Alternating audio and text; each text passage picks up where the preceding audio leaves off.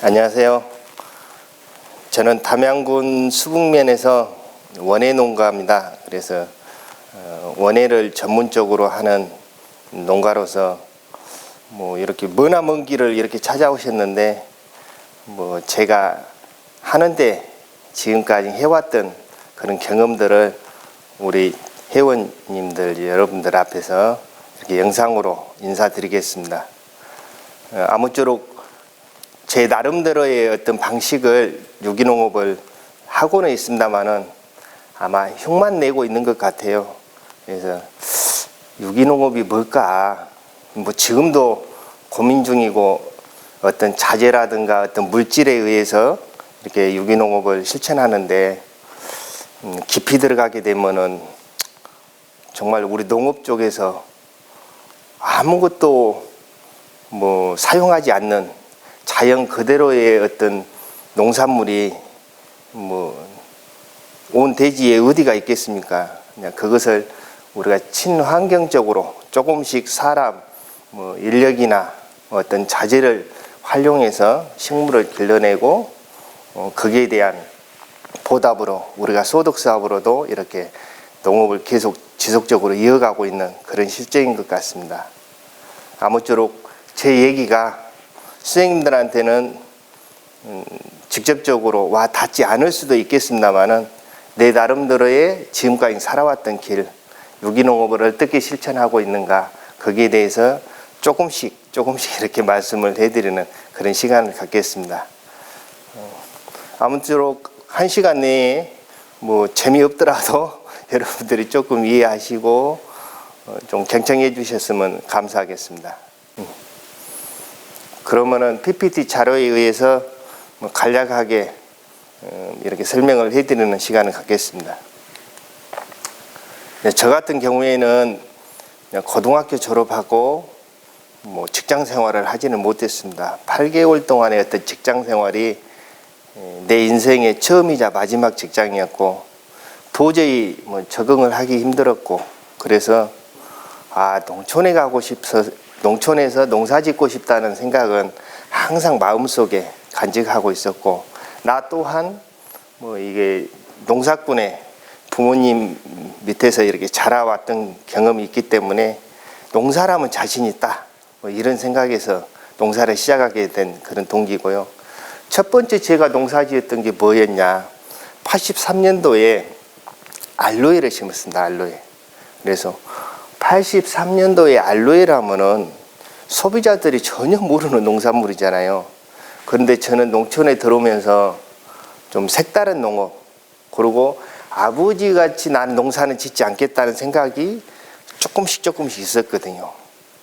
그래서 우리 농업에 대해서 항상 83년도만 생각할지언정 그때만 생각하더라도 보리, 쌀 단순했잖아요.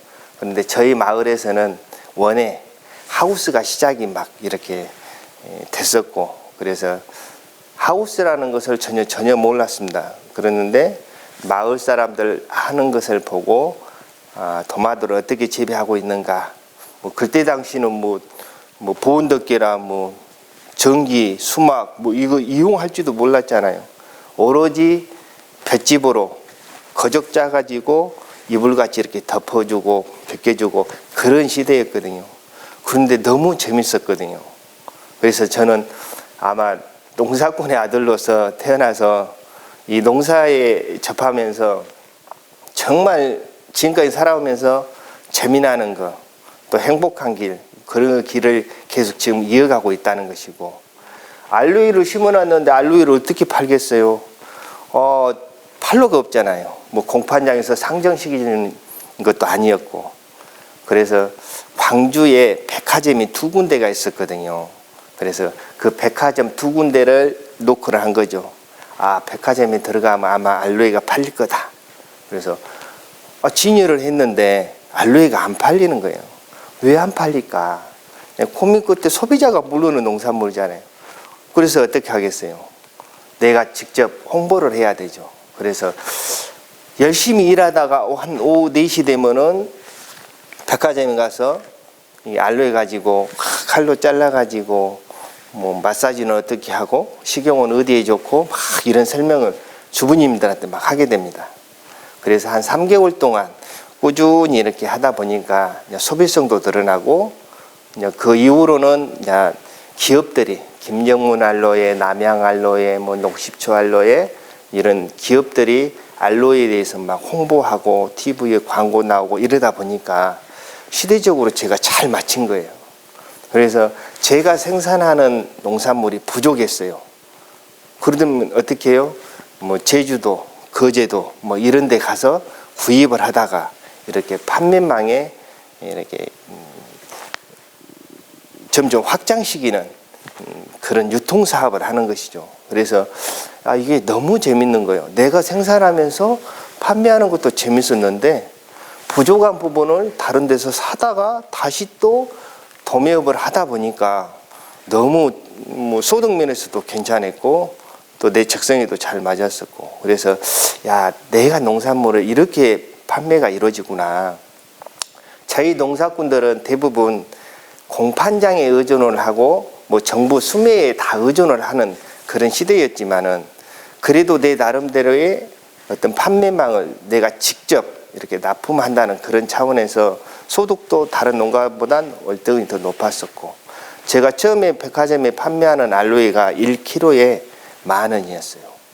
굉장히 큰 돈입니다. 10,000원이면. 그런데도 불구하고 소비자들이 자기 건강에 좋다 하면은 10,000원이 아니라 20,000원 더 주고 사드신다는 거죠. 이게 바로 소비자들의 어떤 심리를 제가 느낀 것이죠. 그래서 이게 우리 농촌에서도 어떤 방향을 가져가야 되는가 이런 것을 많이 느꼈었고 저는 유통의 전문가는 아니었거든요. 그런데 직접 현장에서 이렇게 뛰어보니까 이렇게 하게 되면은 내 농산물을 값어치 있게 판매가 이루어지고 있구나 이런 것을 많이 손수 느꼈고 그래서 점차 이제 막 확대가 됩니다. 그래서 저 같은 경우에는 복합영농을 과거에는 뭐 소도 키웠었고 또 멧돼지도 키웠었고 또 하우스도 있고 뭐 수도작도 있고 제가 구남매의 막둥이로 태어나서 우리 부모님은 깜짝 놀랐어요. 고등학교 졸업하고 토목직이었는데 현대건설에서 근무를 했습니다마는 그만두고 시골에 내려오니까 부모님이 굉장히 당황하고 황당했겠죠. 그러지만 내가 부모님 설득하고 내가 농사 한번 해보겠습니다 했더니 아버님이 그때 수긍하시면서 농사에 대해서 조금씩 이렇게 가르쳐 주시고 제가 따라다니면서 배우고 막 이랬었거든요. 정말로 저는 과거에 소로 농가리 있죠? 논밭가리. 저 소 쟁기질 잘합니다. 썰어지도 잘하고. 근데 그런 경험이 내한테는 뭐 노동적으로는 조금 육체적으로는 힘은 들었겠지만 너무 행복했던 거. 근데 지금에 와서는 현재 농업은 모든 게 자동화 시스템으로 이렇게 가다 보니까 너무 힘든 것 같아요. 어떻게 보면 그냥 과거에 비례해서 돈벌이도 안 되고 그냥 과거에 80년도 90년도에는 소득이 굉장히 좋았거든요. 제 나름대로의 뭐 일반 근로자들보다는 월등히 소득이 높은 산업이다 이렇게 판단을 했고 도마도 우리 마을이 도마도 고장이라 도마도 원예를 시작하게 되는 그런 동기가 있었고요. 참 제가 지금 생각해 보면요, 저는 기존에 있는 농업인들 보고 좀 색다른 농업을 해보겠다는 생각을 항상 가졌던 사람 중에 한 사람인 것 같아요.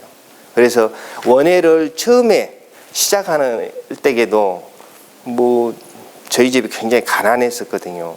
또 구남매 막둥이다 보니까 뭐 시골에서 뭔 농토가 많이 있겠어요. 그래서 아버님이 항상 논 밭가리로 서로 이렇게 하셔가지고 저희 자식들 다 구남매 가르치고 또 여부살 하고 막 이런 실정이다 보니까 하우스를 짓으려는데 뭐 철제 살 돈이 없잖아요. 그때 당시. 그래서 우리 동네에는 대나무가 많이 있었습니다. 대나무. 그래서 대나무로 하우스를 양쪽에 꽂고 이렇게 활을 만들어서 하우스를 짓었던 게 내 첫 번째 하우스입니다. 그러면서 저는 열심히 토마토에 대해서 책을 마스터를 하다시피 줄줄 외우고 막 했습니다. 그래서 나는 기존에 있는 농가하고 똑같이 안 가겠다. 뭔가 특별하게 한번 해보겠다. 내 나름대로의 어떤 기술력을 좀 가져가겠다. 이런 생각으로 책대로만 한번 한다고 온도, 습도 다 조절해 가면서 이렇게 시작된 농업이었는데, 저희 마을이 40농가가 도마도 장목반으로 구성이 되어 있거든요. 그래서 거기에서 뭐 이렇게 연말 되면은 연말 총회에서 1순위부터 뭐 40등까지 쭉 이렇게 순위가 나옵니다. 면적 대비해서 소득이. 그런데 제가 그 중에 꼴등을 했습니다. 꼴등. 그래서 동네 어르신들이 5만 원씩, 그때만 해라도 뭐 3만 원, 5만 원 가입비가 막 이랬었거든요. 회비가. 그걸 삭감을 해 주시더라고.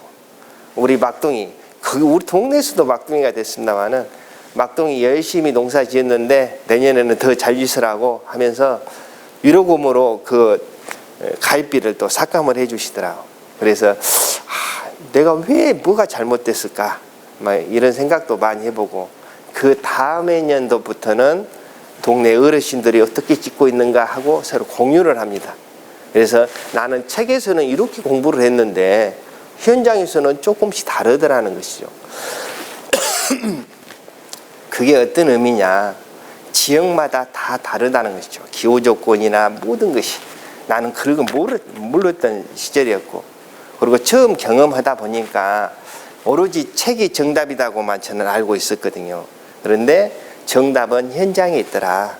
그래서 현장 주민들과 어르신들과 이렇게 같이 하다 보니까 제품은 제가 굉장히 좋은 제품으로 생산을 했지만 수량면에서 좀 뒤떨어졌고요.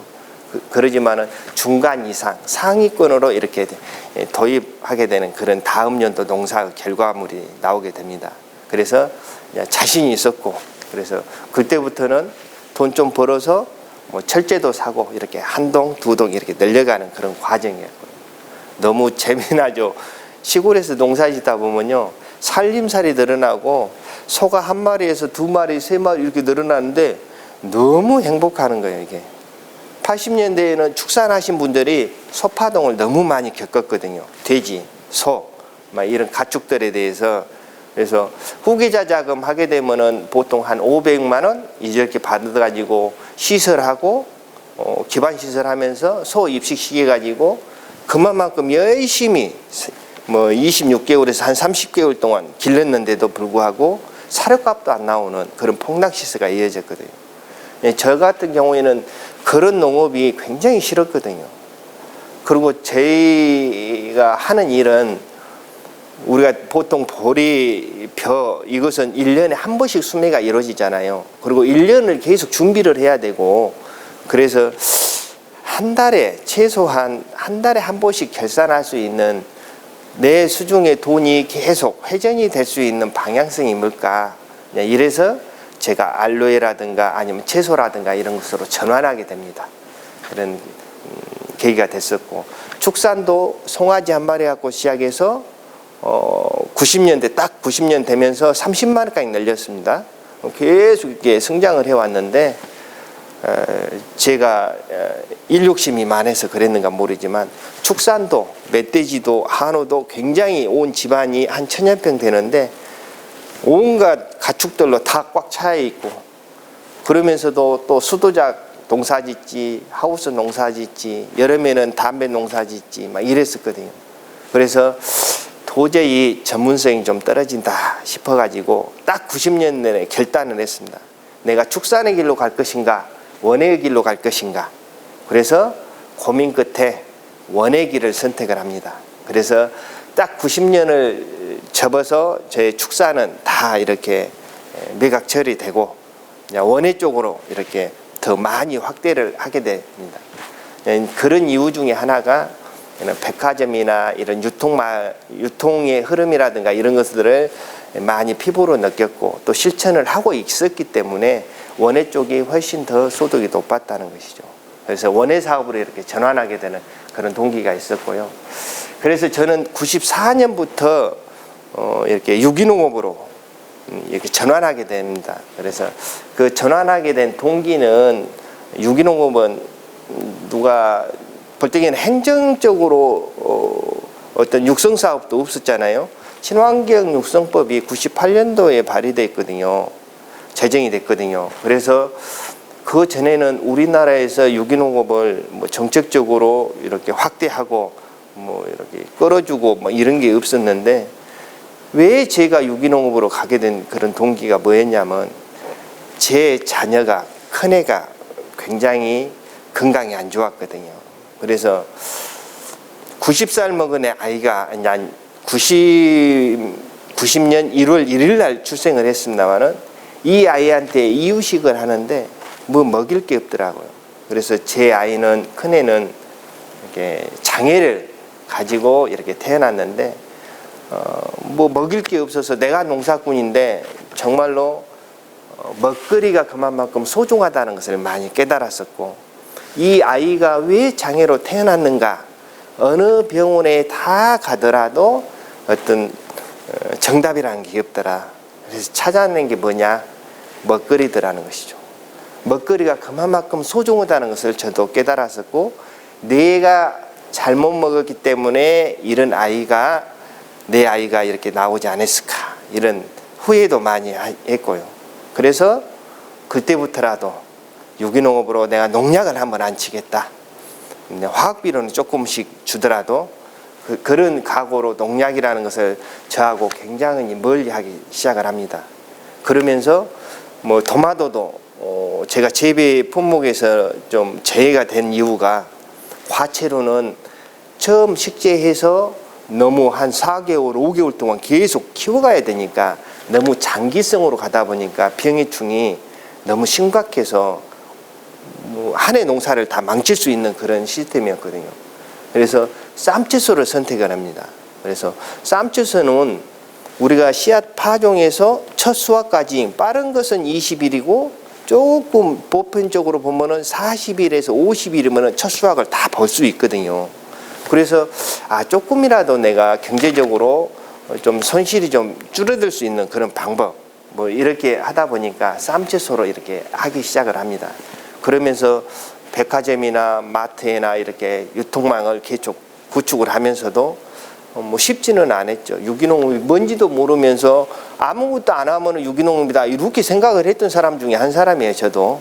그게 바로 방치농업인데, 그래서 도저히 이 곤충들이나 벌레들하고 뭐 싸워서 내가 이길 수는 없어서, 선배님들, 전국에 있는 선배님들을 막 이렇게 쫓아다니면서, 찾아다니면서 배우기 시작을 합니다.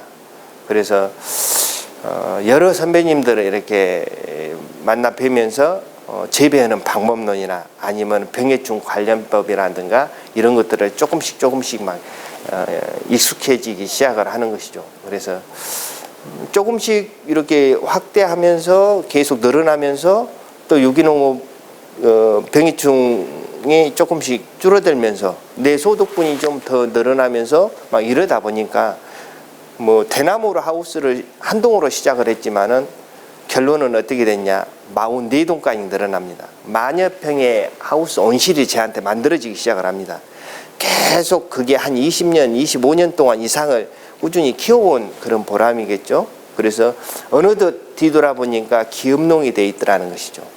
저희 농장에서 근무하신 분도 뭐 상근직이 한 6명 되고, 일일 근로자들이 일요일 날만 쉬고 한 20-30명씩이 계속 상추를 매일 이렇게 수확을 하고, 매일같이 또 저희들이 출하를 하고 있고, 엽채류는 저장성이 떨어지잖아요.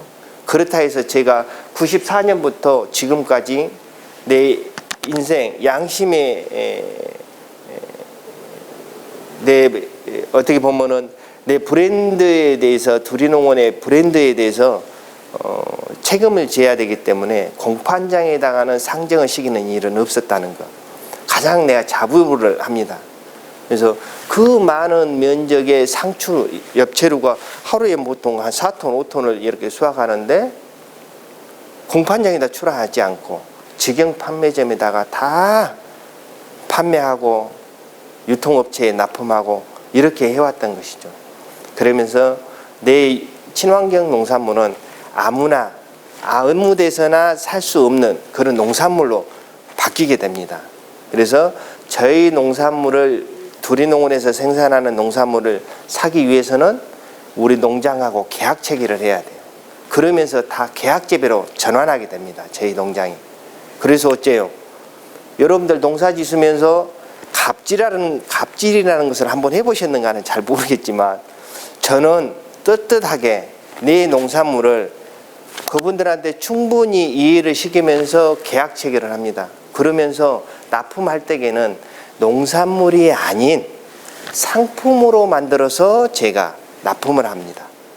단순은 여러분들이 아무 생각 없이 농산물이 농산물이지 당연히 농산물이라고 볼 수는 있겠지만 소비자 입장에서 유통업체의 입장에서 생각하면 돈 주고 사는 거예요. 이것을 아무거나 사는 게 아니라 상품, 좋은 상품을 사서 소비자한테 가는 중간 단계거든요. 그래서 저희 생산자에서 올바르게 제가 가격을 제시를 하면서도 비품이라든가 안 좋은 제품은 생산자에서 다 걸러줍니다. 그리고 정말로 좋은 상품만 판매를 하기 때문에 어느 유통업체나 직영점에서 불만이 없었고, 또한 남부지방이다 보니까 여름철에는 기온이 굉장히 상승이 돼서 여름에는 엽채로 하기가 상당히 힘듭니다. 그래서 고민 끝에 우리 담양 같은 경우에는 가까운 데가 고냉지가 전라북도 장수의 농가들을 섭외를 합니다. 그래서 6 농가하고 계약 체결을 합니다. 저희 두리농원하고. 그래서 여름철에는 거기에서 고냉지에서 생산되는 엽채류들을 전부 매입을 해서 다시 유통을 해주는 거죠. 그래서 우리 두리농원에서는 1년 연중 시스템이 끊기지 않는 그런 유통망을 갖추게 됩니다. 그게 저 혼자서 되겠습니까? 그래서 저 혼자서는 힘들어서 이렇게 영농조합법인을 만듭니다. 그래서 마을 분들을 중심적으로 해서 11분이 결성을 해서 품목별로 이렇게 재배 작기를 만들어가기 시작을 하는 것이죠. 그래서 그분들이 생산한 것을 우리 영농조합법인에서 판매하고 판매 대금은 공동 정산을 해줍니다. 그래서 저희들이 처음부터 공동 생산을 했습니다. 3개월 동안 경험이 있는데 공동 생산을 해보는데 물량이 안 나오는 거예요. 물량이. 수확량이 나와야 되는데 이게 왜 안 나올까? 왜 안 나올까? 고민할 필요도 없다는 것이죠. 주인의식이 부족하다는 것이고 책임감이 떨어지는 것이고 나 아니면 다른 사람이 하면 되지 이런 생각들. 이러다가 도저히 안 되겠다 싶어서 딱 3개월 만에 해산을 하게 됩니다. 그리고 그걸 개인적으로 다 소유하게끔 해서 물건 납품을 받는데 물건이 굉장히 좋게 막 나오기 시작하는 거예요. 이게 바로 우리 농사꾼의 어떤 공동체 의식이 조금 부족하지 않았을까. 지금도 마찬가지입니다만은 요즘 농업은 과거의 농업하고 또 다르다는 거. 여러 농가가 잘 협력을 해서 공동체를 만들어가는 게 서로의 경쟁력이 있고 내 소득분에서 더 높아질 수 있다는 거. 여러분들도 아마 깊이 좀 생각해 볼 문제가 아닐까 생각이 듭니다. 내 농산물 아무리 내가 농사를 잘 지었지언정 상대편, 예를 들어서 같은 법인 회원이 물건이 안 좋았을 때에는 같이 안 좋아지는 거예요. 그래서 어떤 기술력이라든가 이런 게 다 공유를 하기 시작하는 것이죠. 그래서 재배는 어떤 방법을 하고 파종부터 수확까지 그런 단계별로 어떤 물질을 어떻게 사용을 하고 이런 것들을 서로 공유하기 때문에 제품이 그렇게 썩 나쁘는 형편이 아니고 그래도 상품으로 이렇게 다 여러 회원들이 기술력을 가져가게 되는 그런 동기가 됐었고요. 그래서 영농조합법인을 이렇게 만들면서 저희들도 굉장히 이제 성장, 학교 급식, 우리 전남에서 학교 급식 시작했잖아요, 처음으로. 그래서 학교 급식 첫 번째 1호가 저희 농장이었어요. 저희가 엽채로 다 이렇게 납품을 했던 경험이 있었고요. 그래서 학교 급식이 많이 이제 들어가기 시작을 하면서 저희 농장이 굉장히 커져간 것이죠. 한 달에 막 매출액이 막 10억대까지 이렇게 올라가는 그런 큰 농장을 이렇게 전환하게 됩니다만은 그 서로의 어떤 법인체, 조직체에서 한 마을이다 보니까 어떤 좋은 점도 있고 다소 조금 불편한 사항도 있고, 그래서 우리 농민들이 제가 지켜본 경험으로서는 자기한테 이득이 조금 덜 온다든가 자기한테 조금 좀 불이익이 당한 것 같다 이런 생각이 들었을 때에는 불만을 굉장히 크게 표출하시더라. 그래서 다소 조금 공동체라는 의미를 충분히 설명을 했음에도 불구하고 그러지를 못한 경우가 많이 있더라. 그래서 영농조합법인이 다시 우리 마을에서도 쪼개지기 시작합니다. 그래서 그쪽 그룹으로 다시 또 하나 영농조합법인이 만들어지고 또다시 영농조합법인이 또 하나 생깁니다.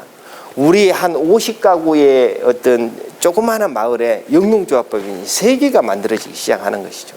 그래서 저희 두리농원에서 이렇게 추진을 하고 결과물이 좋아지기 시작하다 보니까 막 떼돈을 번 것 같이 옆에서 보기에는 이렇게 생각이 들겠지만은 유통업체가 잘못이에요. 유통업체가 우리 영농조합법인은 이미 계약 체결이 다 돼 있기 때문에 그 단가를 준해서 딱 다 납품을 하거든요. 그런데 유통업체들이 중간에 농가를 새치기를 하는 것이죠. 가가지고 조금 비싸게 줄 테니까 저한테 주세요. 막 이런 식으로. 이러다 보니까 농가가 분열이 되기 시작을 하는 거죠. 상당히 제가 그런 경험을 많이 느꼈었고, 제가 때 아닌 뒤통수도 많이 맞았어요. 배신도 많이, 배신 아닌 배신. 저는 그런 뜻이 아니었고 정말로 우리가 공동체를 잘 이뤄서 함께 잘 살아보자 이런 뜻이었거든요. 그런데도 불구하고 나 혼자 잘 살아보겠다고 이렇게 뛰쳐나가신 분, 결론은 뭐냐? 그분이 계속 지속적으로 이어갔냐? 천만의 말씀이죠. 다 중간에 멈췄습니다. 그러고 다시 우리 두리농원으로 다시 들어오신 거예요. 정말로 그때기는 제가 마음을 상처를 많이 받았었거든요. 그래도 제가 포옹을 하게 됩니다. 그래서 우리는 항상 우리 농업 쪽에는 같이 공동체를 이뤄야만이 더 시너지 효과를 많이 낼 수 있는 그런 힘이 생기거든요. 그래서 이렇게 꾸준히 이렇게 영농조합법인으로 이렇게 정착을 이루게 됩니다. 그래서 광주 대도시하고 저희 농장하고는 10분 거리거든요. 그래서 소비자들이 굉장히 많이 사러 오셔요. 두리농원 이 제품을 사기 위해서는 시장에서 살 수가 없었거든요.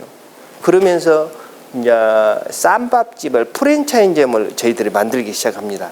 그래서 1호점이 딱 만들어졌는데요. 대박을 터칩니다. 그래서 저희들이 쌈밥을 한 30여 가지를 생산을 해냈었거든요. 쌈채소를.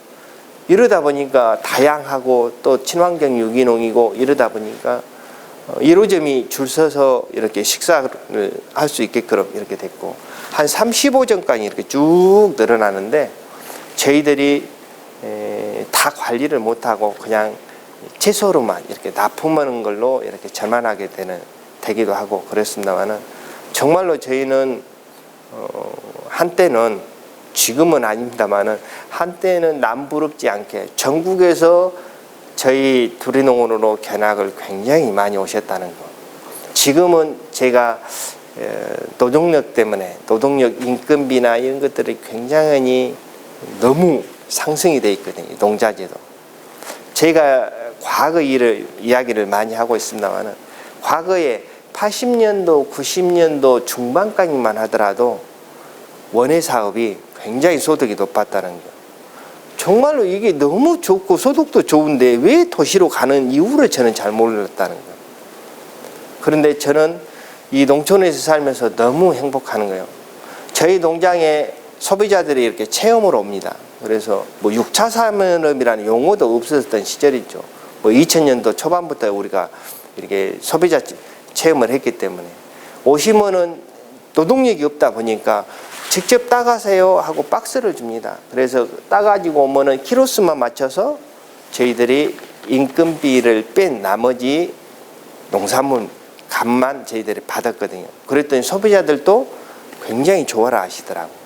여기에서 저희들이 경험이 없었더라. 하우스가 여러 동이 있는데 그 한 박스 가지고 여기서 조금 저기서 조금 막 이렇게 따로 다니니까 온 밭이 소비자들한테 난장판에서 좀 안 좋아져요, 상품들이. 그래서 야, 이게 아니겠다 싶어서 한 동에다가 다양하게 쌈채소를 심어주는 거죠. 그리고 한 동만 개방을 합니다. 이렇게 하다 보니까 이 평당 계산을 하다 보면 소득이 굉장히 높아지더라는 것이죠. 그래서 그때부터 체험. 그래서 체험이라는 의미는 소비자들도 즐겁고 생산자도 인건비나 이런 것들이 안 들어가서 더 좋고, 그래서 소득도 더 낮더라는 것이죠. 그래서 저희 소비자들한테 감사해서 우리 거 쌈채소 많이 드셔줘서 고맙습니다 하고 저희들이 음악회도 열어줘요, 가을에. 그래서 가을에 소비자들 다 초청해서 마당에서 음악회도 열어주고 이러는데, 이렇게 하다 보니까 장소가 필요하더라고. 그래서 저희가 한옥으로 이렇게 하나 둘 셋 이렇게 만들어가기 시작하는 거죠. 그래서 제 생각에는 항상 그렇습니다. 농촌은 농촌다운 발전이 있어야 된다. 이게 무슨 얘기냐, 농촌에 걸맞지 않는 어떤 기반 시설이라든가 시설물이 들어왔을 때에는 일로 도시민들한테 거부 반응을 일으킬 수가 있고, 농촌은 어째요? 우리 농촌 가옥이 초가집이나 기와집이나 이런 한옥집이었잖아요. 우리가 도시민들은 다 아파트 공간에서 살지만 우리 농촌에서는 아파트 공간에서 살지는 않잖아요. 그래서 도시민들이 아파트 공간에서 공구리 벽 속에서 살으시다가 조금이라도 좋은 환경에서 조금 쉬어가겠다고 시골에도 공구리로 이렇게 다 만들어 놓고 판넬로 만들어 놓으면 소비자가 어떤 의미가 있겠어요? 아무 의미 있지 않느냐. 그래서 제 나름대로의 한옥을 이렇게 구축을 하게 되는 것이죠. 그래서 저희들이 체험 진행하다가 우리 행정에서 전라남 도에서 친환경 농업을 육성을 시키겠다 이렇게 발표를 하게 됩니다. 그래서 친환경 농업은 기술센터나 기술원이나 진흥청이나 과도 없었잖아요. 그래서 2001년부터 저희들이 전남에 3군데 과수, 수도작, 원예 3개 교육관을 만들기 시작합니다. 그래서 저 같은 경우에는 원예를 전공을 했기 때문에 원예 교육관을 맡아서 보조금 3억 원을 지원을 받아서 한옥으로 이렇게 하나씩 지어가기 시작하는 것이죠.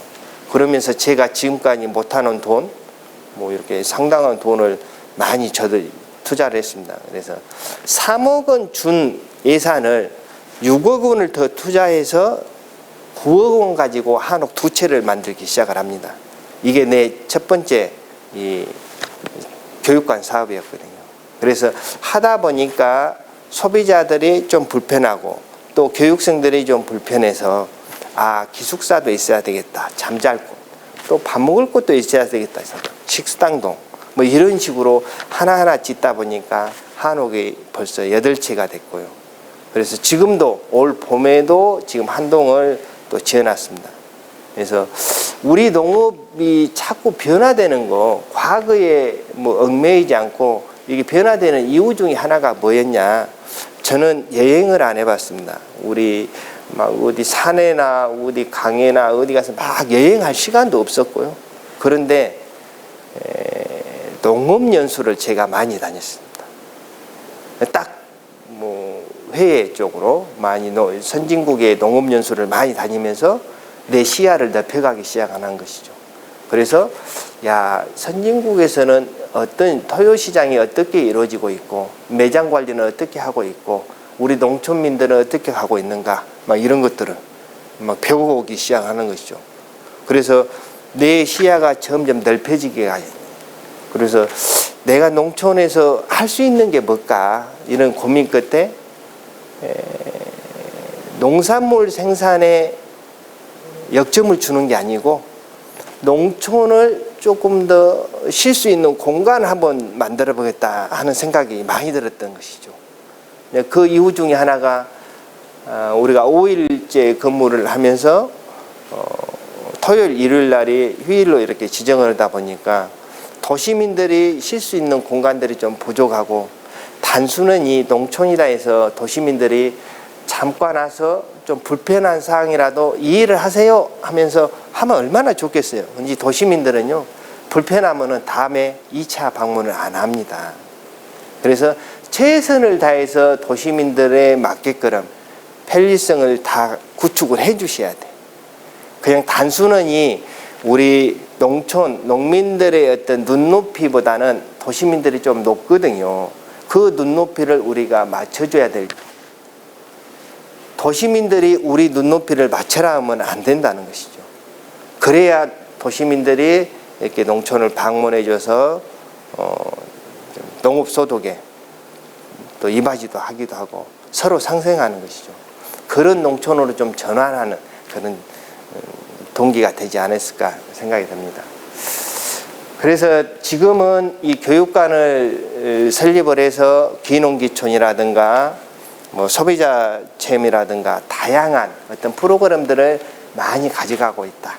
특히 뭐 인문학 기행해서 외지에서 소비자들이 서울에서 토요일 날이면은 오셔가지고 먹거리에 대해서 충분히 여기서 강의 듣고 또 식품에 대해 강의 듣고 또 담양에 가까운 뭐 중록원이나 메타스과길 뭐 이렇게 관방제를 이렇게 산책할 수 있는 길, 이런 길을 저희들이 1박 2일 코스로 잡아서 지금 계속 여행 오신 분들을 지도하고 있다, 이런 말씀 드리겠습니다.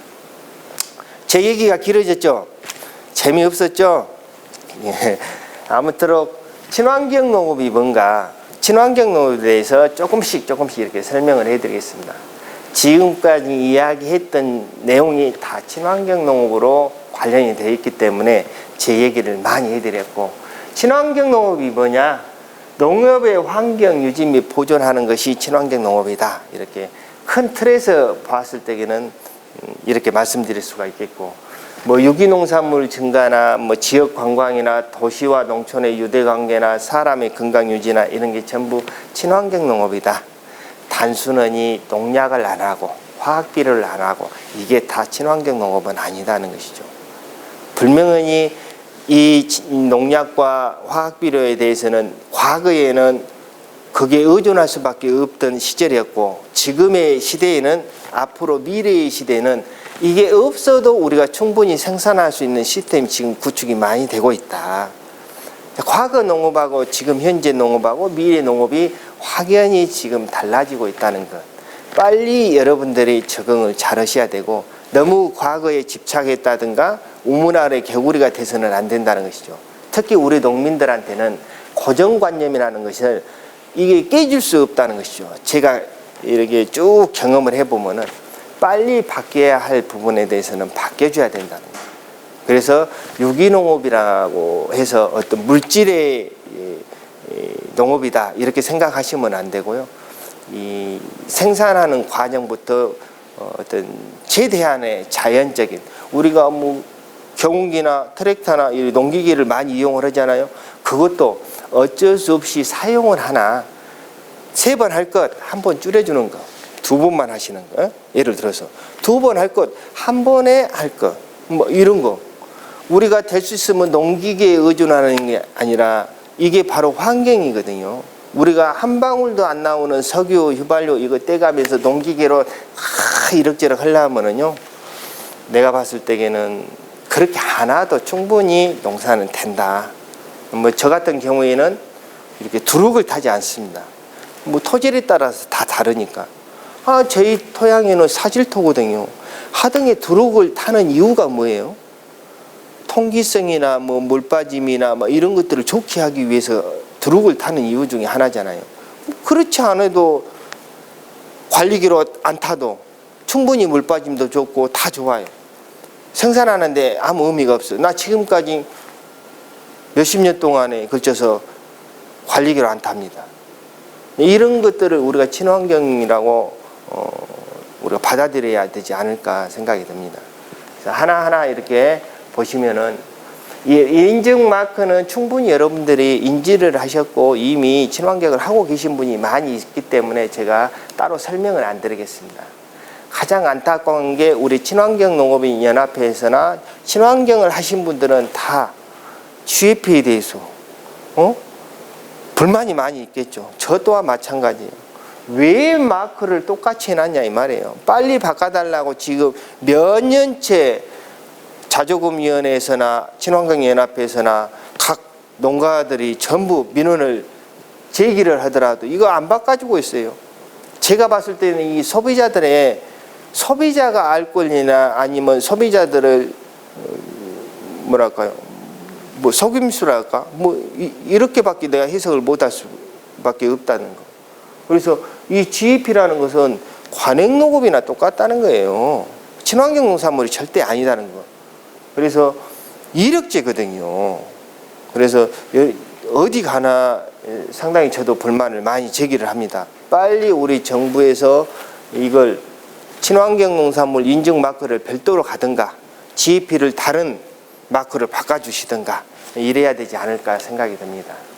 자, 유기농업에 같이 했는데 뭐 다들 공유하시겠지만 생물의 다양성, 토양 보존, 뭐 수자원 보존, 기후 변화 대응, 환경 오염 감소, 먹거리의 안정성 보장, 경관 및 분화 개성 보전 다양하게 있습니다. 우리 친환경 농산물이 앞으로 가면 갈수록 기후 변화에 이산화탄소나 뭐 이거 감축량에 대해서 어떤 직불금을 우리가 받아야 돼요. 앞으로는. 그래서 친환경 농산물은 재배하는 그런 과정부터 시작이 되는 것이죠. 농산물만 친환경 농산물이 아니다는 것이죠. 그래서 기후 위기에 친환경 농업이 굉장히 이바지하고 있다. 이걸 우리 계속 지금 우리 농가들이 이제 행정에 지금 요구를 하기 시작을 했습니다. 그래서 여러분들도 좀 동참하셔가지고 정말로 우리 기후 변화에 밀접하게 이 친환경 농업이 관련되어 있다. 이런 것 좀 알아주시면 좋겠고요. 요즘에는 토경 재배하고 양육 재배하고 이렇게 구분이 됩니다. 과거의 농업은 다 토경이었어요. 그런데도 불구하고 뒷장에 가보시면은 이렇게 양육 재배, 배지 위에다가 허감톨 없이 미생물이 뭐 만들어주는 양분을 먹는 게 아니라 화학 비료로 만들어주고 있잖아요. 여기에 대해서 나는 불만이 좀 있어요. 유기농업을 하는 사람 중에 한 사람으로서. 그래서 도대체 이걸 무농약을 어떻게 인정을 받았는가. 우리나라의 무농약 법령을 바꿔줘야 돼요. 3분의 1 이상 사용을 줄이자는 것이었는데 이것은 양액이라는 것은 100% 화학비료로 의존하고 지금 생육하고 있잖아요. 난 거기에 대해서 저게 왜 무농약 인증이 나갔는가 이해를 못하고 있어요. 그래서 상당히 안타까운 현실이고, 우리가 몇 년 전에 살충제 계란 사건이 있었습니다. 그게 소비자들이 굉장히 반응이 어땠어요? 못 먹을 것 같이 전부 외면했다는 것이죠. 양계 농가들이 피해를 굉장히 봤어요. 그게 뭐예요? 양계 농가가 잘못했냐? 그렇지 않다는 것이죠. 정부에서 허용하는 농약이었어요. 농약을 공중에 살포해서 벼슬에 이가 있었거든요. 이를 잡기 위해서 공중에 살포를 해서 이를 잡았는데 얘가 다시 침투성이 강해서 내장을 통해서 계란까지 나오는 거예요. 살충제 성분이. 이러다 보니까 어째요? 지금까지 잘 먹고 잘 살았어요. 그분들, 소비자님들. 그런데 갑자기 언론에 이렇게 발표를 하다 보니까 꼭 생산자가 살충제 먹여서 소비자 죽이는 꼴이 된 것이죠. 그래서 피해를 굉장히 많이 받고 정부에서는 어쨌어요? 외국에서 계란 수입이 오기 시작을 합니다. 참 황당한 일입니다.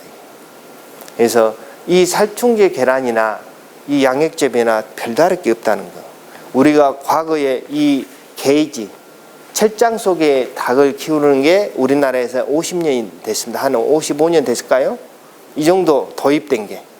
그래서 유럽에서 들어왔었거든요. 뭐 이 양액이 어디서 들어왔어요? 우리나라의 농업연수가 대부분 어디로 가냐?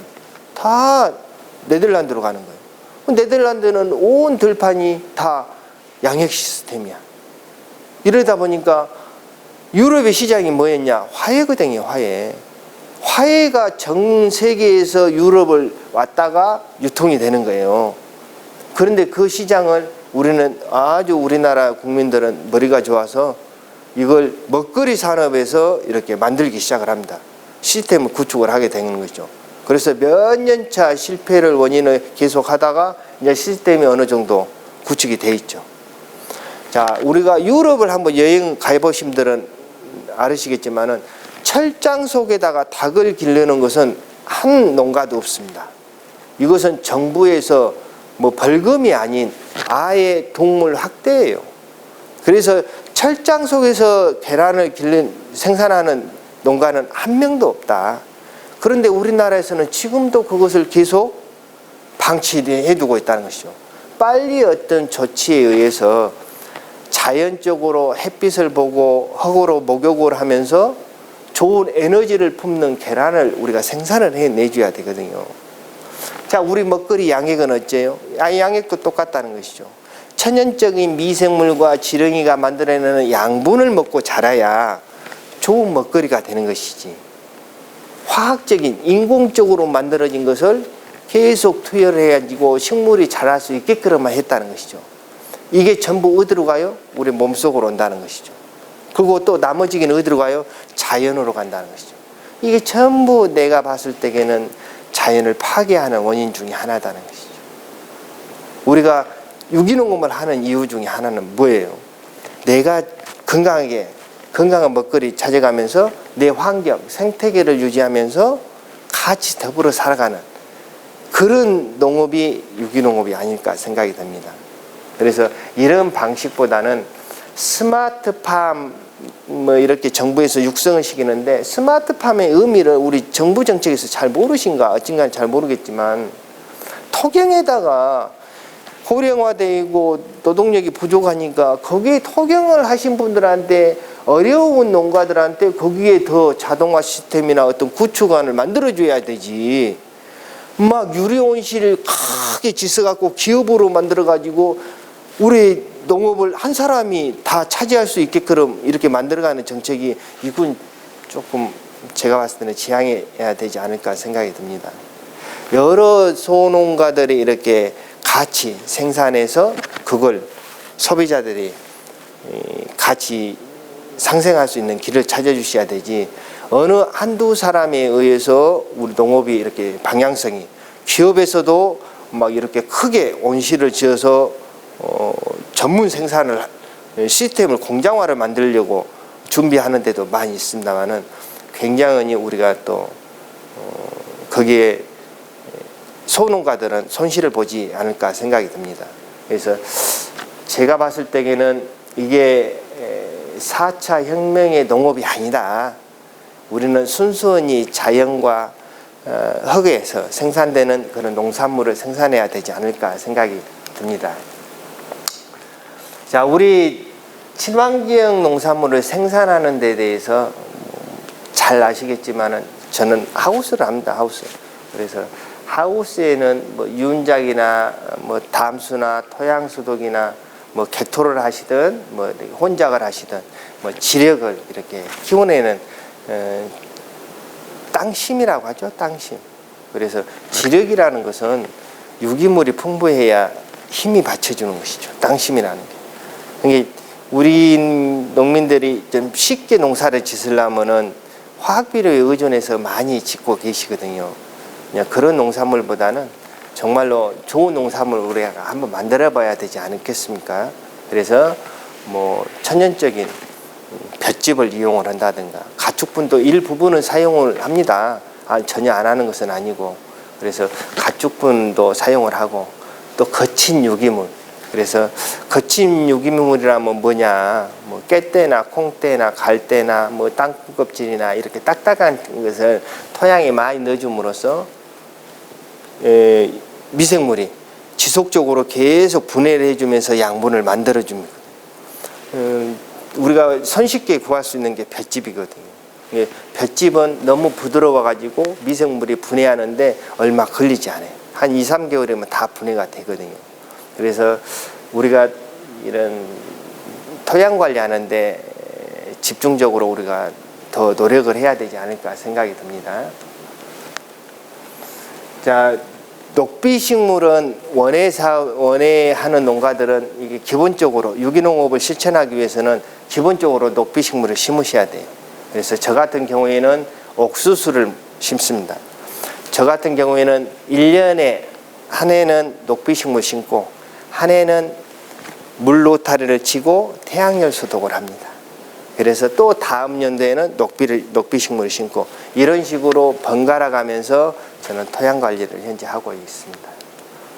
자, 여러 가지 어떤 녹비식물이 있지만은 뭐 옥수수, 솔고, 뭐 이렇게 내마자왕 같은 경우에는 저희들이 선충을 기피하는 그런 내용으로 저희들이 선충이 있더라면은 이런 녹비식물을 심게 되면은 조금이라도 선충이 기피가 된다 이렇게 설명을 해드릴 수가 있겠고요.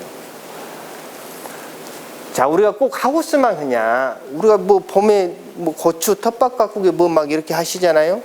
뭐 제 고추밭은 이렇게 호미를 심습니다. 겨울에. 그래서 호미를 심어서 봄에 노타리를 쳐가지고 그놈을 그대로 퇴비를 약간 또 그 위에다 뿌려줘서 고추를 심게 되면요, 고추가 굉장히 튼튼해집니다. 좋고. 그래서 병해충도 강하게 나오고. 그래서 이런 방법으로 저는 지금 현재 실천하고 있다는 말씀 드리고, 또 재밌는 것은 이렇게 식물이라는 것은 동반 식물이 있습니다. 궁합이라고 그러죠. 그래서 그런 궁합을 뭐 예를 들어서 고구마 밭에다 참깨 조금씩 몇 개 심어 놓으시면은 아마 유익하게 이렇게 수확해낼 수 있다. 일거양득이 되겠죠. 그래서 서로의 반대된 성질, 뿌리가 깊게 뻗는 작물이 있으면은 얕게 뻗는 작물이 있다는 것이죠. 또 햇빛을 좋아하는 작물이 있으면 그 중에서 또 그늘을 조금 좋아하는 작물들이 있다는 것이죠.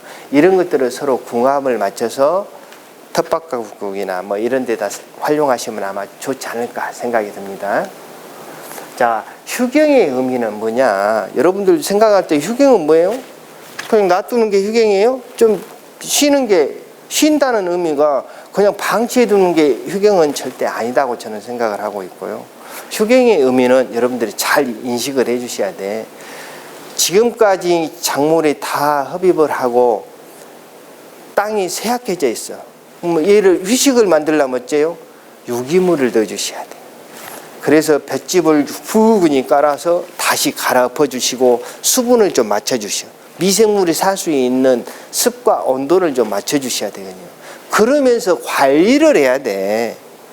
그런데 딸기 하신 분들, 뭐 토마토 하신 분들 하우스 가보면은 작물 끝나면 아무것도 철거도 안 하고 그대로 놔두고 다음 작기 시작되면은 그때 철거하고 노타리 치고 뭐 테이프 냈고 이러시는데 그건 아니다. 그건 잘못된 것이다. 그러고 나서는 농사가 잘 되네 안 되네 병이 많네 어찌네 이러다는 것이죠. 휴경이라는 것은 작물이 끝나고 토양의 힘을 길러주는, 힘을 길리기 위해서는 방치하면 되겠어요? 안 되는 것이죠. 유기물을 더 넣어주고 미생물의 다양성을 길러주고 이래야 된다는 것이죠.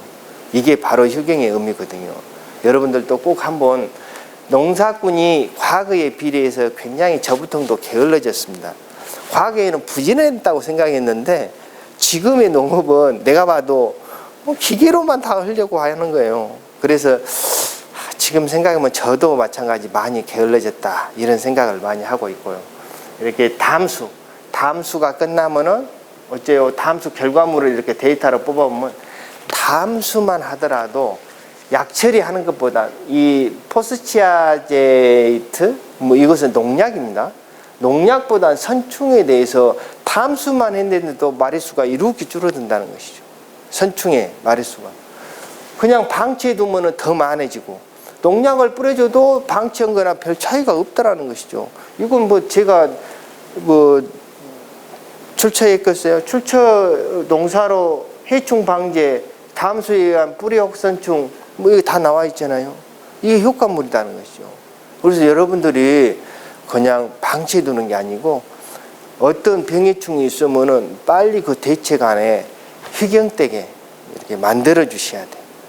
무슨 얘기인지 잘 알으셨죠? 그래서 이렇게 선충 억제라든가 뭐 수학 면에서나 뭐 이런 게 다양하게 더 많이 나올 수밖에 없는 그런 조건이 되는 것이죠.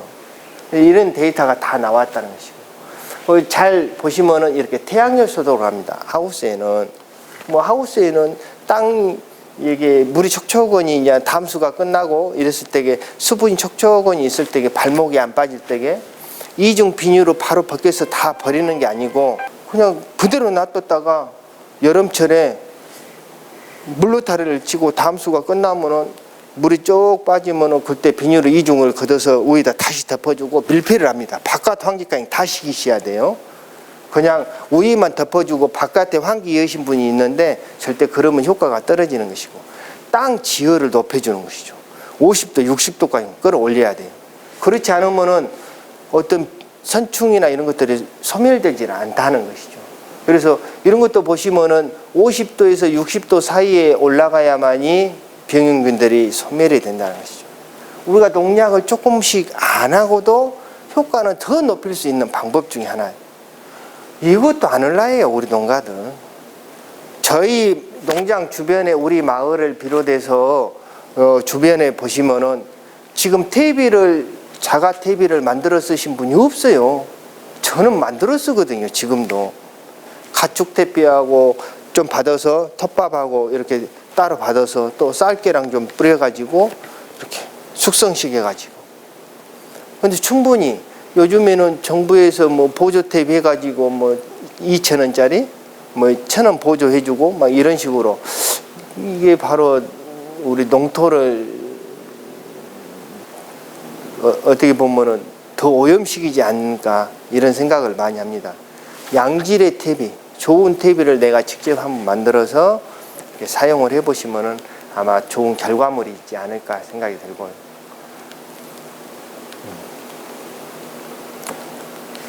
태양열 소독에 대해서나 뭐 이런 거 데이터가 이렇게 다 있다는 거예요. 퇴비를 이렇게 만들어 쓰고 있다는 그런 말씀 드리겠습니다. 그래서 볏짚을 깐다든가 왕개를 깐다든가 저희 숯 같은 것도 저희들이 한 2, 3년에 한 번씩은 꾸준히 이렇게 넣어주고 있고요. 그리고 토양 생물의 다양성. 그래서 뭐 지렁이나 아니면 이렇게 바실러스균이나 뭐 거초균, 뭐 혐오균 이런 과거에는 우리가 다 배양을 했잖아요. 지금은 그쪽에는 지역은 어쩐가 모르겠지만 우리 전남에는 기술센터에서 다 배양을 해줍니다. 아주 값싸게. 나 지금 배양 안 해요. 기술센터에서 나 물 줄 때마다 갖다가 값싸게 좋은 미생물 갖다가 계속 사용을 하고 있습니다. 그래야 내 토양에 미생물이 들어가야만이 뿌리 근거리의 다양성이 더 높여지고 더 건강해지고 더 튼튼해지고 그런다는 것이죠. 자, 유기농업의 관행농업과 뭐 유기농업의 흙을 사진으로도 이렇게 비교가 이렇게 됩니다만은 뭐 결과물이나 이유는 원리는 이렇게 쭉 이렇게 나와 있습니다만은 유기토양은 더 많은 탄소를 붙들고 있다. 탄소는 식물 영양소의 저장소다. 때알구제의 고래, 토양 온도를 유지한다. 또 미생물에게 먹이원이 제공을 하고 있고 중금속과 농약과의 어떤 구속성이나 보수력이나 공급성에 대해서 영향 등 여러 가지 어떤 중요한 기능들을 하고 있다. 유기농업 토양 속에서는. 그래서 우리가 정말로 좋은 토양 만들기는 유기농업이 아닐까 생각이 듭니다.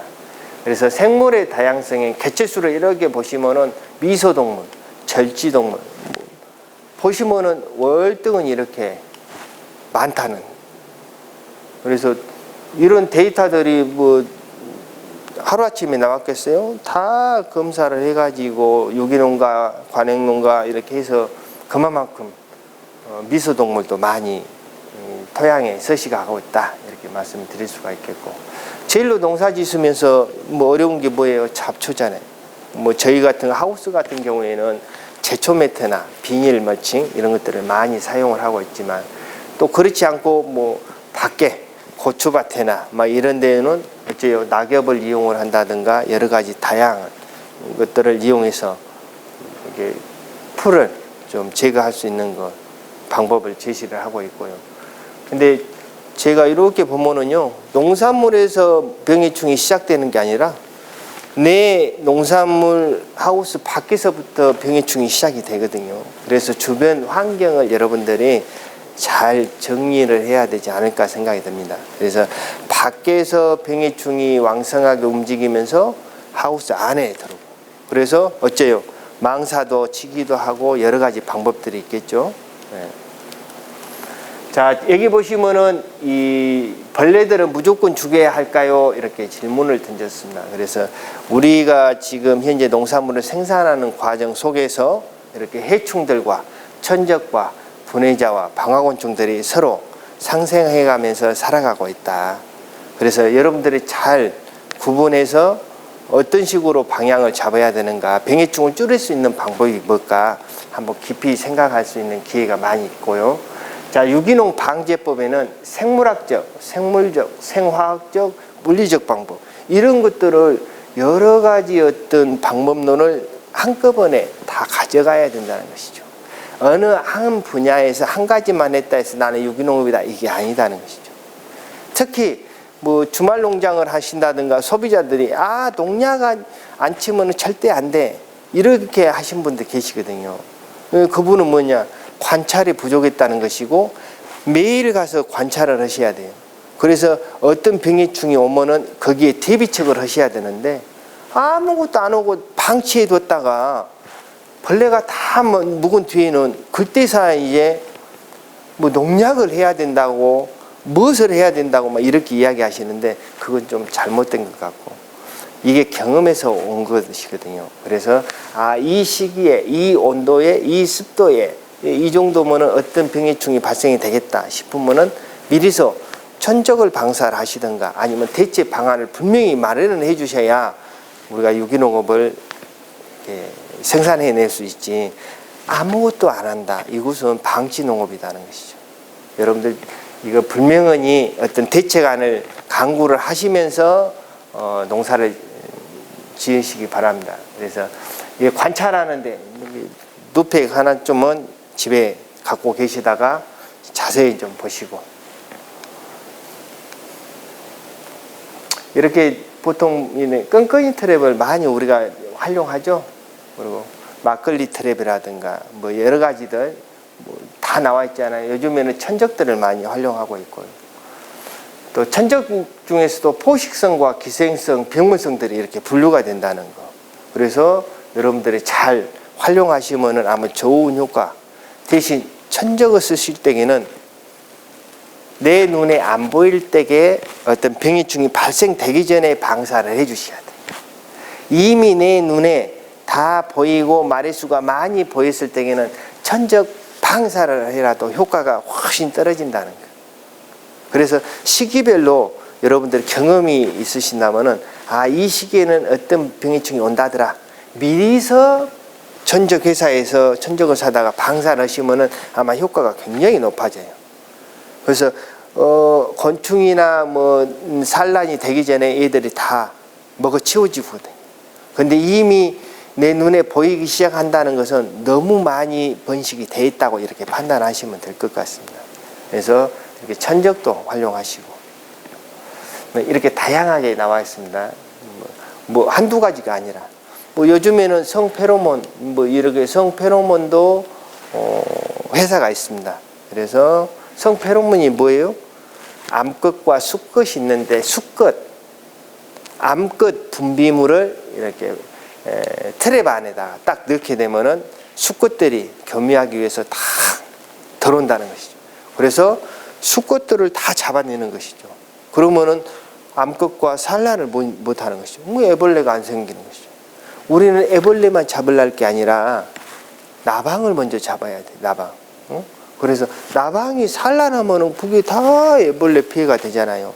나방은 절대 작물에 피해를 안 줍니다. 애벌레가 피해를 주지. 애벌레는 어떻게 생겼어요? 나방에서 산란해서 생기잖아요. 이 나방을 먼저 잡으려야 되지 애벌레 잡으려고 고생할 게 아니라. 자, 여러 가지. 또 달팽이는 맥주를 좋아한다 하네요. 그래서 맥주를 이렇게 넣어놓고, 뭐 여기 보시면은 맥주, 달팽이는 맥주의 향을 맡고 유인기 안에 들어와 죽게 되는 원리이다. 커피 찌꺼기에 남아있는 폴리페놀 성분이 달팽이 몸을 녹이기 때문이다. 자, 커피 찌꺼기가 없으신 분들은 담배 꽁초 서너 개만 넣으시면 됩니다. 그러면 이들이 그대로 다 죽습니다. 자, 이거 하기 전에 여러분들이 알아야 될 게 뭐예요? 달팽이가 왜 생겨요? 생기는 이유를 알아야 돼요. 곰팡이, 흰가루가 왜 생겨요? 그 생기는 이유를 알으셔야지. 무조건 뭐 어떤 방제 치료 목적으로 막 이것저것 막 원예 자재 가서 사다가 뿌려주는 것보다는 왜 생기는가를 먼저 알으셔야 돼. 온습도가 안 맞으니. 달팽이 건조한 데서 달팽이 보셨어요? 습이 많이 있는데. 이것을 우리 농사의 그 정도의 기분은 서로 알고 가셔야 되지. 그래서 뭘 막 이렇게 치고 하려는 것보다도 왜 병이 오는가는 그 원인을 먼저 파악해서 좀 대처하는 방법이 더 옳지 않을까 생각이 듭니다. 자, 저희 같은 경우에는 식물의 필수 원소가 16원소가 있는데 보통 한 13원소를 질소, 인산, 가리, 화학 성분으로 이렇게 기호가 나와 있습니다. 질소, 인산, 가리, 질소는 뭐냐? 밥이라고 생각하시면 됩니다. 밥. 사람도 밥 먹잖아요. 밥은 어떤 역할을 해요? 임용. 식물이 커가는데 질소가 필요하는 것이에요. 그러면은 가리는, 인산은 뭐냐? 국이다. 사람으로 표현하면 국은 뭐예요? 열매를 맺는 거름이다. 가리는 뭐냐? 반찬으로 표현했습니다. 그래서 뿌리를 튼튼하게 해주는 질소, 인산, 가리. 우리가 화학비로 보시면은 몇 다시 이렇게 있죠? 그런 내용들입니다. 근데 저희들이 보충을 안 해줘도 되는 것이 탄소, 수소, 산소, 이것은 자연에서 섭취를 하는 것이고, 나머지는 꼭 내가 화학비료를 칠하는 소리는 아닙니다. 그래서 우리가 천연적으로 만들어 쓰는 게 뭐 철, 망간, 막 이런 것들이 부족했을 때에는 쑥이라든가, 뭐 미나리라든가 여러 가지 어떤 식물체에서 이렇게 많이 얻어내는 거예요. 가장 중요한 게 뭐냐? 질소더라는 것이죠. 식물이 자라야 되지. 질소가 없이는 안 자라. 절대. 그래서 질소 함량을 조금 과다하게 주게 되면 질산염으로 바뀌지만은 질소라는 것을 적정량을 줘가면서 식물을 잘 자라게 먼저 도와주셔야 돼요. 질소가 없이는 성장이 안 된다. 인산 가리는 아주 부수적이거든요. 그래서 이걸 너무 과다하게 사용하시면 안 되고, 저 같은 경우에는 뒷장에 나옵니다만 이렇게 액비를 담았습니다. 액비를. 그래서 뭐 여러 가지 액비들을 많이 담아 쓰겠죠. 액비를 만들기 위해서는 이렇게 미생물이 필요하거든요. 하등에 이렇게 만드는 방법을 채취하는 방법이 좀 어렵거든요. 좀 쉬운 것 같지만은, 내가 농사를 짓지만은 농사꾼들은 쉬워야 돼. 또 귀찮아서는 안 돼. 복잡해서도 안 돼. 단순하면서도 쉬운 것. 그냥 부엽도 한 주먹 갖다가 넣으시면 돼. 이렇게 하등에 뭐 곰팡이균 이렇게 토착균을 채취를 해갖고 넣어주면 더욱더 좋겠지만은 그렇게 안 하셔도 된다는 것이죠. 네. 자, 토착 미생물에 뭐 배양하는 거 이렇게 적어놨습니다. 그래서 꼭 이렇게 안 하셔도 되고요. 제가 많이 사용하는 게, 이렇게 선생님들한테 권장하고 싶은 게 뭐였냐? 깻묵. 깻묵은 손쉽게 구할 수 있어요. 깻묵의 성분을 쭉 이렇게 보시면 질소 함량이 굉장히 많아요. 다른 성분들도 많이 들어있고. 또 한약 액비. 한의원에 가시면 한약 찌꺼기 있어. 찌꺼기 그냥 청소해 주는 거예요, 우리가. 갖다가 통에다 넣고 순서에 의해서 쭉 이렇게 물하고 이렇게 쭉 넣어주시면은, 물 온도가 중요합니다. 그래서 물 온도를 보통 한 25도에서 한 35도 사이에 이렇게 맞춰주시면은 미생물이 살 수 있는 온도거든요. 그래서 그 온도만 맞춰주면은 번식 잘 되죠. 토착균이 25도 물에다 딱 던져놓고 깻목을 넣어주면은 이들이 뭐예요? 미생물이 먼저 확장을 합니다. 자기 세력을 갖춰요. 그런 다음에 깻목에 달라들어서 계속 양분을 만들어주는 역할을 하는 것이죠. 미생물을 하는 거. 그래서 우리는 고무통에 만들어지면 어째요? 그 물 가지고 액비로 사용을 되는 것이죠. 그래서 이런 것을 저희들이 좀 만들어서 사용하시면 좋을 것 같다, 이런 말씀 드리고요. 뭐 여러 가지가 있습니다만은 효소제 만드는 거 뭐 쉽게 구할 수 있는 거, 내 지역에서 뭐 이렇게 아카시아꽃 효소제, 뭐 사람도 먹습니다. 똑같이 뭐 나도 물에 타서 희석해서 먹기도 하고. 효소제라는 게 뭘까 도대체 여러분들? 저는 이렇게 생각하고 있습니다. 효소제, 혹시 스님들이 병원에 몸이 허약하고 몸이 안 좋아서 진짜 힘이 쭉 딸렸을 때에 병원에 가시면은 제일 먼저 꽂는 게 뭐예요? 닌기를 꽂죠. 포도다. 예? 식물이 똑같습니다. 식물이 허약해지고 좀 세력이 약해졌을 때에 이런 효소제를 잠시 잠깐 딱 줬을 때에는 얘들이 세력을 그대로 또 차고 갈 수도 있고 빨리 깨어나기도 하고, 뭐 이런 용도로 효소제를 이해를 해주시면 좋겠습니다. 그래서 뭐 생선 아미노산 막 이렇게 만드는 과정들이 있지만 선생님들한테 권장을 하고 싶지는 않습니다. 만드는 과정도 힘들고 또 걸르는 것, 채하는 것, 또 오랫동안 또 숙성을 시켜야 되고 그러지 말으시고 다른 방법론으로 좀 우리가 찾아갔으면 좋겠고, 칼슘 만드는 것은 누구나 쉽게 할 수 있으니까 이런 것들은 제가 권장을 해드리죠. 뭐 계란 껍질이라든가 뭐 골분 뭐 이런 것들을 활용해서 현미식초고 이렇게 담가 놓기만 하면 되거든. 그 정도는 우리 농가들이 할 수 있죠. 너무 복잡하고 바닷물이 좋다고 옛날에는 우리가 어쨌어요? 미네랄 성분을 광석, 맥방석이네 뭐 제오라이트네 막 이런 광석을 이용을 했었거든요. 근데 지금은 어째요? 과학이 검증해 놓은 것이 바닷물에 미네랄이 더 많이 들어있고 더 다양성이 있다더라는 것을 검사 결과가 나와 있어요. 그래서 어째요? 바닷물을 우리가 연면살포도 해주기도 하고, 관주도 배액수가 너무 높으면 안 됩니다. 그래서 배액수 맞춰가지고 관주도 해주고 이런 방법으로 하는 거죠. 그럼 뭐 바닷물도로 바닷가까지 가야 될 것 아닙니까?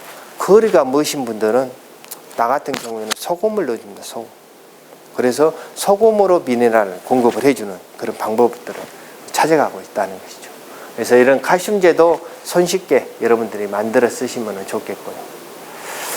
자, 현미식초만 우리가 뭐 자주 뭐 활용을 잘 하시고 목초액만 잘 활용하셔라도 병해충이나 이런 거에 조금은 도움이 많이 된다, 이렇게 말씀드릴 수 있겠고, 또 우리가 뭐 이렇게 멀구슬, 님나무라고 합니다만은 이 멀구슬 가지고 우리가 살충제 만드는 쓰기도 하고, 내 주변에 있는 것, 독초, 독나무 뭐 이런 것들을 잘 활용하시면은 이렇게 잘 만들어서 사용하시면 효과가 좋다. 단 예방 차원에서 사용하시면 좋겠고, 이보단 더 좋게 요즘에는 미생물 농업, 생물 농약들이 많이 나오고 있더라. 그래서 여러분들 고생 많이 하시는데 저 또한 마찬가지예요. 예방 차원에서는 내가 만들어 쓰는 걸 꾸준히 하다가 그래도 얘들이 번식을 한다든가 했을 때에는 저도 사다가 미생물 제재 사다가 살포를 해줍니다. 그러면 효과가 요즘에는 굉장히 좋게 나오더라고요. 그래서 여러분들이 최대한의 좀 관찰을 잘 하셔가지고 미리서 많이 번식되기 전에 빨리빨리 찾아내셔가지고 대책안을 마련을 하셔야 되지 않을까 생각이 듭니다. 그래서 이런 자리공도 자기 주변에 많이 있기 때문에 뭐 잘들 아시겠지만은 이렇게 식용유 가지고 오일 만들어 쓰는 거 자담해서 이렇게 권유하고 있습니다. 이것은 전착제 역할로도 효과가 상당히 있고요. 그리고 뭐 이렇게 유황 가지고 이렇게 녹여서, 옛날에는 우리 유황을 끓였어요. 솥에다 대고. 그러면은 이게 잘 안 녹아요. 그러면 한나절래 끓이고 또 냄새가 굉장히 고약했었어요. 그 전에는 어떻게 했냐? 그냥 유황을 뿌렸어요. 지금도 뿌리고는 있지만 뿌려도 효과는 좋아요. 단점이 있어요. 비누나 부직포나 이런 데 닿게 되면은 산화가 빨리 온다는 거. 그렇기 때문에 녹여서 사용하면은 또 희한하게 산화가 빨리 안 온답니다. 그래서 지금은 녹이는 방법들이 이렇게 많이 연구돼서 공유하고 있더라. 그래서 이런 것도 참고하셔가지고. 저 같은 경우에는 앞으로의 우리 농업, 농촌, 우리 농가들이 가야 될 방향성. 농산물만 가지고 소득사업은 조금씩 줄어들어가고 있더라. 내 결론입니다. 원예사업이 계속 확장돼서 소득사업으로 이렇게 전환하면 되면 좋겠지만 그렇게 큰 높은 산업이 아니더라. 그래서 제가 과거 이야기를 하는 것도 80년대에서 90년대 중하반까지는 소득사업이 굉장히 좋았다는 거, 원예사업이. 2000년도 들어오면서 소득이 그렇게 높지 않는 산업으로 돼 있고 지금 2010년, 2020년이 지났습니다. 그래서 앞으로 가면 갈수록 FTA 체결해 가지고 지금 모든 식재료들이 다 수입에 들어오고 있어요. 생과도 다 들어오고 있습니다. 뭐 브로콜리, 대파, 당근 다 들어오고 있어요. 우리 농가들은 갈 데가 어디가 있어요. 그 틈새에서 살아가기 위해서는 어째요? GDP가 많이 높아 올라가 있기 때문에 건강한 채소를 우리가 만들어줘야 되지, 소비자들한테. 그러면 소비자들은 어째요? 지갑이 두둑하니까 좋은 농산물 먹고 싶지, 건강한 농산물 먹고 싶지, 그냥 값싼 농산물 먹고 싶은 그 틈새 시장이 계속 확장되고 있다. 유기농업이 지금은 30조 시장이 벌어지고 있다는 것이죠. 2000년대 초만 하더라도 1조였어요. 2010년도에 15조였어요. 2020년도에 30조가 지금 되어 있습니다. 30조의 시장이 이렇게 커져가고 있다. 그래서 여러분들도 그게 대체 마련으로 유기농업을 꼭 실천해 주시면 좋겠고, 우리 농촌에 대해서 농산물 팔아서 소득보다는 앞으로 6차 산업, 그러면 농촌을 좀 팔아보자. 농촌 팔아서 소득사업을 한번 올려보자는 것이죠. 그래서 저 같은 경우에는 민박이라든가 세미나라든가 마당에서 야외 결혼식도 하고 뭐 이렇게 다양하게 소득사업을 지금 올리고 있다, 이런 말씀 드리고요. 이렇게 보시면은 우리 교육관 뭐 내부나 외경 이렇게 사진들이 이렇게 쭉 나오고 있습니다만은 뭐 내 나름대로의 어떤 소비자들이 좀 쉴 수 있는 공간을 이렇게 만들어 쓰는 것이, 만들어 놓고 있다. 뭐 여러분들이 생각하실 때에는 돈이 많이 들어간 것 같지만은 뭐 당연히 돈은 들어갔겠죠. 손수 제가 다 했습니다. 담장 하나, 기초공사 뭐 이거 다 뭐 업체한테 이 통째로 집을 맡기는 것은 전혀 없었다는 거예요. 전부 직영 처리를 했습니다. 그래서 내 손이 들어가야 돼요. 그래서 내가 생각했던 게 어떤 좋은 공간이 나와야 줘야 되고, 그래서 조금 여러분들이 조금 노력하시고 그러면은 좋은 공간 만들지 않을까 생각이 들고요. 그리고 쌈채소나 뭐 한지공예나 뭐 장아찌나 뭐 양파 가지고 이렇게 염색하는 거, 이거 전부 외부 강사들이 와서 진행하는 게 아니고 제처하고 나하고 뭐 둘이서 다 진행을 하는 거예요. 가족끼리. 그러다가 인력이 많이 오게 되면은 외부 뭐 인솔자들 몇 분 이렇게 알바생들 사용하고 이렇게 진행을 한다는 거죠. 외부 강사들 돈 주고 다 끌어오면 남는 게 없잖아요. 그래서 본인의 실력을 좀 향상을 시켜서 뭐 자격증이라든가 이런 것들을 좀 갖출 수 있어야 되지 않을까 생각이 들고요. 이렇게 보시면은 내 주변에 뭘 팔아먹을 것인가. 우리 마을에는 영산강 습지입니다. 환경부에서 제1호로 선정을 해줬습니다. 하천 습지. 그래서 하천 습지 탐방해가지고 트랙터 타고 갔다 오는데 어째요? 5,000원씩 받습니다. 1.5km 갔다 오는데 뭐 이런 것도 참 재밌다는 거. 이게 저가 혼자 하는 게 아니고 저희 마을에서 공동으로 하고 있다는 거. 경운기 타기 체험. 경운기 어르신들 갔다 오면은 10명씩 태우고 다니 5만 원씩 딱 가져갑니다. 서로 재밌으라 합니다. 그리고 1박 2일 뭐 시골에서 하룻밤 뭐 별빛이 굉장히 막는 우리 하늘을 이렇게 보실 수 있는 그런 기회를 마련을 많이 했고요.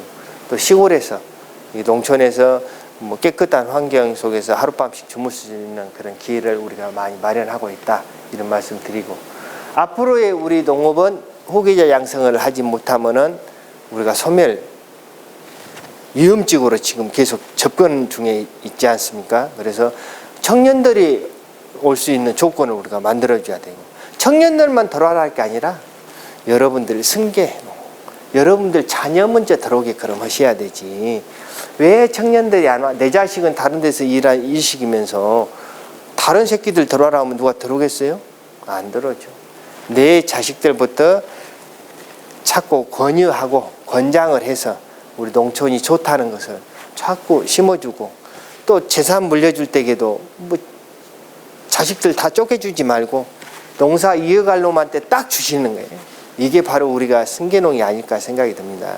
그래서 뭐 자식 여럿 같으면은 농사 짓을 놈한테 다 줄란다 하고 공개적으로 말씀드리고 후계 양석을 이렇게 시켜야 되지 않을까 생각이 듭니다.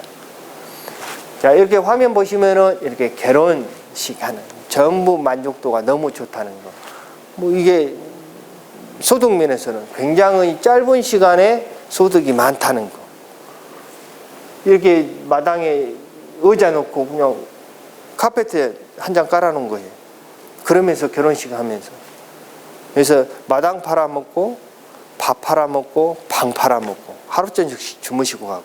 그래서 너무 이렇게 소득 사업으로도 상당히 좋더라 이런 말씀 드리고, 내 자녀들입니다. 그래서 여러 가지 일할 때에 활동할 때에 같이 참여하고 있고, 지금 딸 둘이가 우리 교육관을 운영하기 위해서 학교 졸업하고 지금 계속 배우고 있는 그런 실정이고요.